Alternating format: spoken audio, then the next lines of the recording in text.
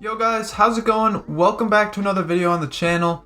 In today's video, we're going to be going over Team of the Year nominees, their impact on the market. Now, Team of the Year nominees have not been announced yet in the game, and we don't 100% know if they are coming in. However, we have seen a card design. Team of the Year is expected to come out next week, and with no promo running this weekend, I'd imagine we're going to see Team of the Year nominees either on the weekend or potentially starting tomorrow, as Monday night of next week is when the voting will end. So I'd imagine we have about a week of Team of the Year nominees heading in. So if we are to get them, this is what I'm expecting. We're going to talk about what the market will do, the kind of market impact heading in, as well as we'll kind of take a look at the current situation of everything. So without further ado, we'll get into it. A big thanks to Footstars again for letting me kind of collab with them on this article written by Mr. Foot Analyzer, a very good trader. So without further ado, we'll get into it. So these are obviously all the nominees. There was about 70, I believe. So what are Team of the Year nominees? For those that don't know, last year we got them around December. And what they basically are is just a +1 upgrade from their base card. So every stat has a +1. So if Messi is 93 overall, he goes to 94, and all his stats get a +1. So really easy. How does this affect the market? I mean, as the Team of the Year nominee card is a +1, this does cause specials to kind of drop in price because they are a new card with a kind of dynamic. They have a Team of the Year feeling. There's a little bit of Team of the Year hype and fear and panic coming in. So it kind of will drop the market off a little bit before going back up. Obviously, we've talked about how Team of the Year will affect the market as a whole next week. Like I said, this week leading up, we're going to see some panic coming in. I'd imagine if we get nominees, we're going to see some added panic coming in to this market until Team of the Year drops, and then I think we're going to end up seeing a very nice market rise. Now, here's a few examples from last year. Here was Lewandowski's card. His nominee came onto the market at 66K and then dropped to 54K.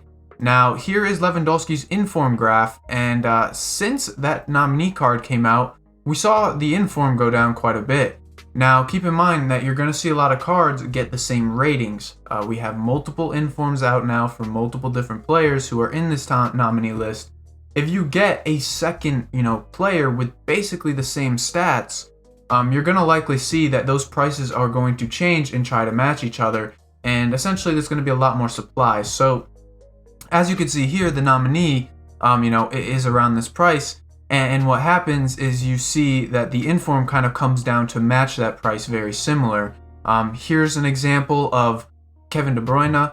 His Team of the Year market came onto the market, or his Team of the Year nominee card came onto the market at 307, and then ended up being 250K. And as you can see, that inform came in and matched that price at about 250K. So it's something that you're gonna want to take a look at. And even with, a card that didn't get a Team of the Year nominee, what ended up happening was you saw the card come down in price anyways. So that is something that you definitely want to keep your eyes on. I think Team of the Year nominees, if we do get them this week, you're likely going to see the market kind of take a big dip on a lot of specials and a lot of the gold cards too.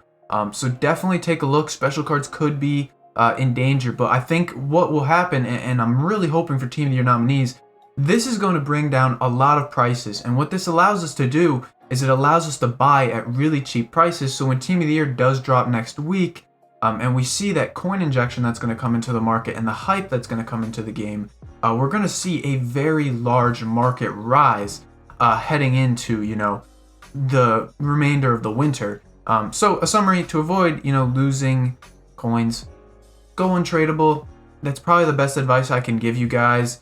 And as you can see, whether or not the Team of the Year cards were in packs or not, or the Team of the Year nominees, whether somebody had a special card or not, it's going to bring down those cards. It's going to bring down the market. And again, that's just due to a lot of supply coming in, another version coming in. A lot of specials are going to get they're going to get a big hit taken on them. Now, if you're not new to the channel, you've been here for a while, you'll see this. You've seen this example a million times. But I just want to take a look at Kevin De Bruyne's inform, because this is a card last year that got a Team of the Year nominee. He ended up getting a Team of the Year. And what we saw was his card take a big dip heading into Team of the Year, and then after Team of the Year dropped, we saw a massive rise in his inform card. So right here, this is the card we're talking about. You see his nominee right here too. So what happened to this inform is he's got that Team of the Year nominee already, and his Team of the Year nominee drops in around December. So you can see right about here he takes an even bigger dip from what he was at. And again, it's a different market. Keep in mind. From last year. But as you can see, this last initial dip comes in right before Team of the Year. Now, we never got Team of the Year nominees right before Team of the Year. We did get them a few weeks prior, so you do have to keep that in mind. But after Team of the Year, you guys see this giant just launch in price on all cards. You can look at really any special cards, any cards in the game. You saw a massive rise, whether or not they got in Team of the Year.